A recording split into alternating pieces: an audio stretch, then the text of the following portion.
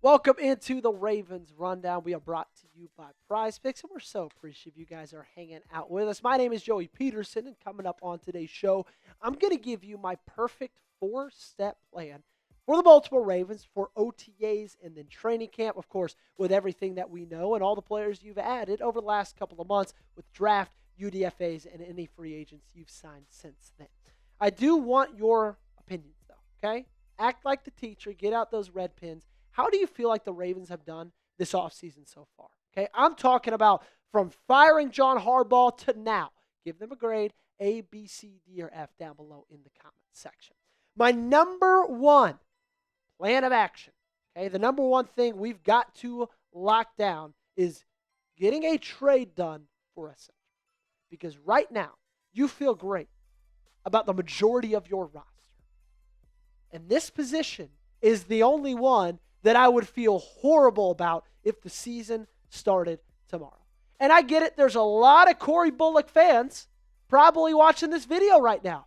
That's good for you. I don't hate Corey Bullock. I just know that this is a roster that can compete for a Super Bowl, and I don't think they want to put the offensive line at jeopardy by having a guy in there at starting center who's had like 15 snaps in 2 years in the regular season in the National Football League. Like, that just does not make sense to me. This is a team that has a Lombardi on the mind.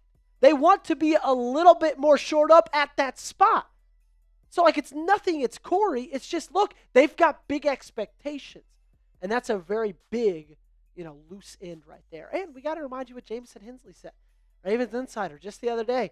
The expectation was that the Ravens were going to draft a center, but they didn't use any of their 11 draft picks on a center because the top prospects went off the board faster than expected.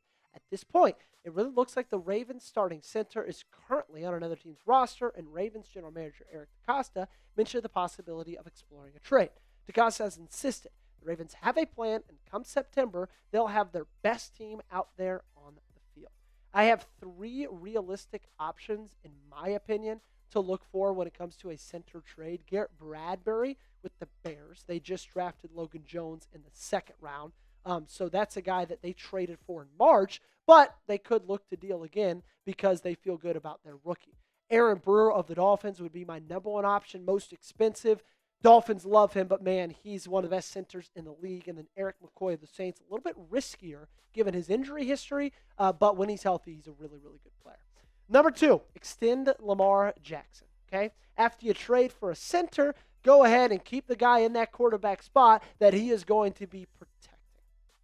This was, I think, the number one or number two thing on my, off-season perfect plan list that we did back in January, and they have not done it so far. In fact, it got to the point where they just said, you know what, we got to rework the contract heading into free agency because when this new league year starts, we cannot have him be a $74 million cap hit on the books. They did so, saved about $4 million.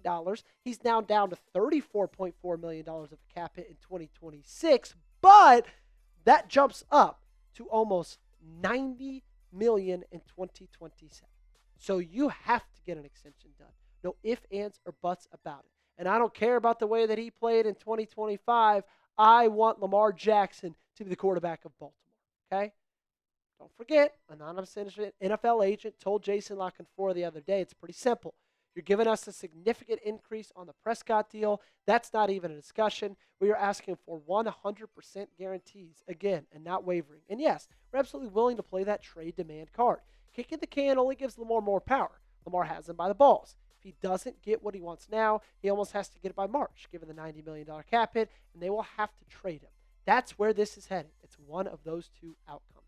That Dak deal, 40 years, $240 million total, $60 million a year, $231 million guaranteed.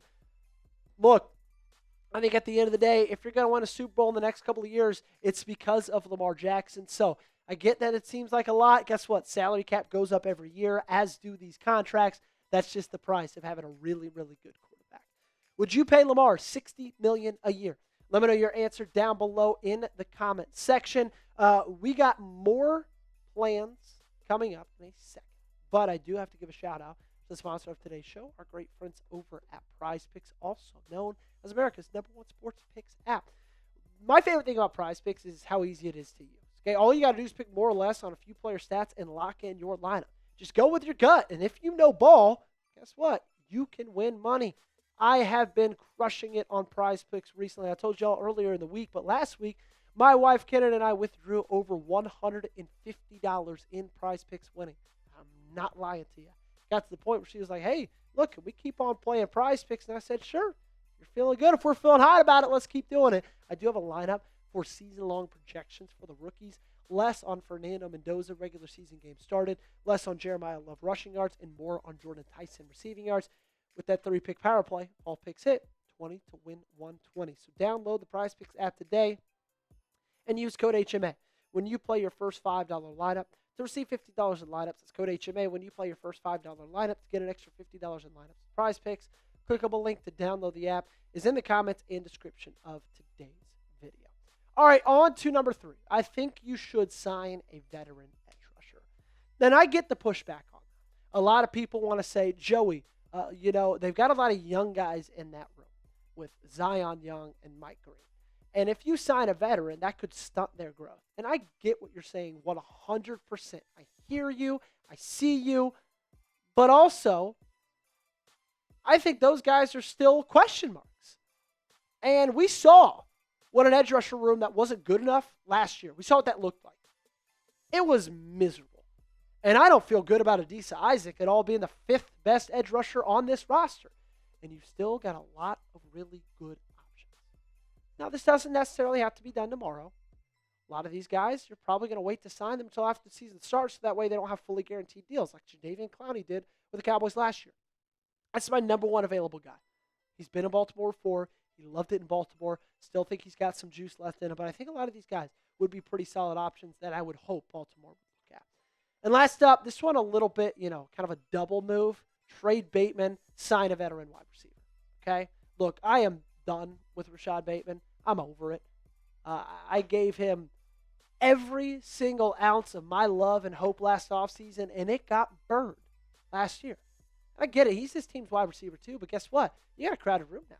You drafted Elijah Surratt. You drafted Jacoby Lane. You did those things for a reason, ladies and gentlemen. It's because Rashad Bateman did this. And a year after you paid him. And a year where you looked at him and said, hey, look, you're the undoubted wide receiver 2 on this team. If you look at the advanced metrics, it was atrocious. Yards per route run, 0.7. Catch rate, 50%. Catch rate over expected, -10%. Expected points added per target, -0.14. Average separation, 2.6 yards. Those are abysmal numbers. Guys, those are Joey Peterson numbers. And, the attitude wasn't good either. Who remembers this play against the Houston Texans where he just pulled up, stopped running, didn't think he could get there? Guess who didn't stop running? Kamari Lassiter. And guess who came down with the football? Kamari Lassiter did. Okay? So it's like he's not doing well out there. And then he's also giving you horrible effort. And you also are paying him over $12 million a year. I'm done with it. Trade him. Sign a veteran wide receiver who I think some of these guys are honestly better than Rashad Bateman is. Stephon Diggs. I would take him over Bate any day of the week. DeAndre Hopkins. I loved what I saw out of him last year. Tyreek Hill got some question marks with that knee injury. But, man, I think because of that, he would sign a cheap one-year deal. Cheetah with Lamar, Derrick Henry. That's nasty. I wouldn't mind Debo or Keenan Allen as well. I think he got some good options. All right, let's round out today's show with the mailbag. Beerman coming in with a $5 super chat from Wednesday's live show. Oh, perfect question. Hey, Joey, would you trade a 4th-round pick and Bateman for Aaron Brewer? Wow. Beerman tackling 2 of our perfect plans in one question.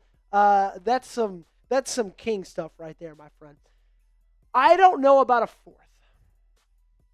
But I would for a 5th. I would call John Eric Sullivan, general manager of the Dolphins right now, and say, hey, I'll give you Rashad Bateman, 2027 5th, if you give us Aaron Brewer, and I would not think twice about it. Usually a center is probably going to go for a 4th, or maybe if he's really good, a 3rd.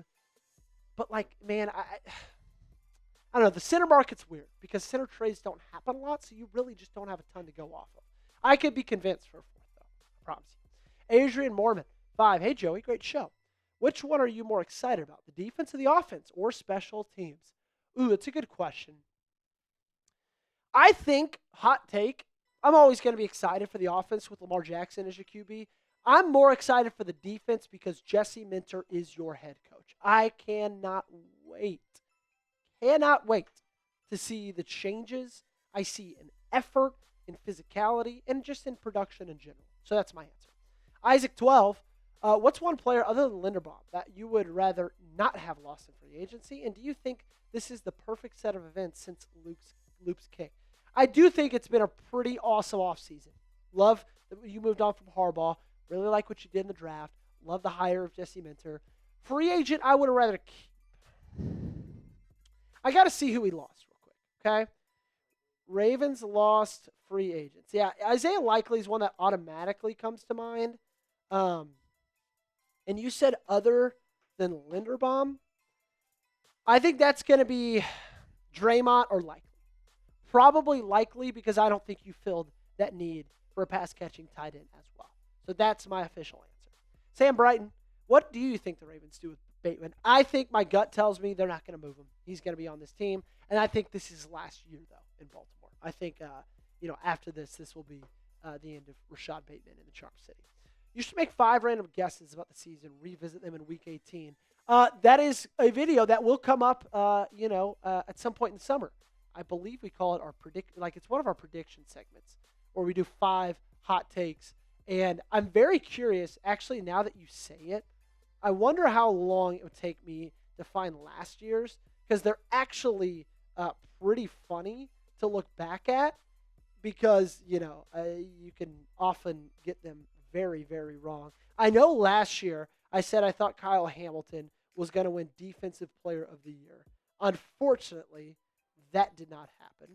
Okay, here it is. Baltimore Ravens final 2025. Oh, wait, this is a record prediction. I'll find it at some point, and we'll look back at it. But it's pretty funny, thinking back to some of the things I said and some of the claims that I made that unfortunately did not end up happening. But I felt good. And obviously this season was an absolute train wreck. Ice, last question. Hey, Joey, who do you think the Ravens' first game will be? Well, by the time this goes out, that will already be announced. So let me try to look like a genius and guess the first game is... I don't think it's Steelers. I don't think it's Bengals. Last 2 years, it's been Buffalo. But we know... Is it Buffalo again? I feel like that's a game they'd want to put on prime time, right? I'm going to guess the Carolina Panthers. Hot take. That's my guess. Alrighty, that's going to do it for today's show. Thanks so much for hanging out with us. Make sure, as I still scroll to find this prediction segment, make sure you guys go ahead and give me a follow on socials. Make sure you subscribe to the channel as well. See you next time.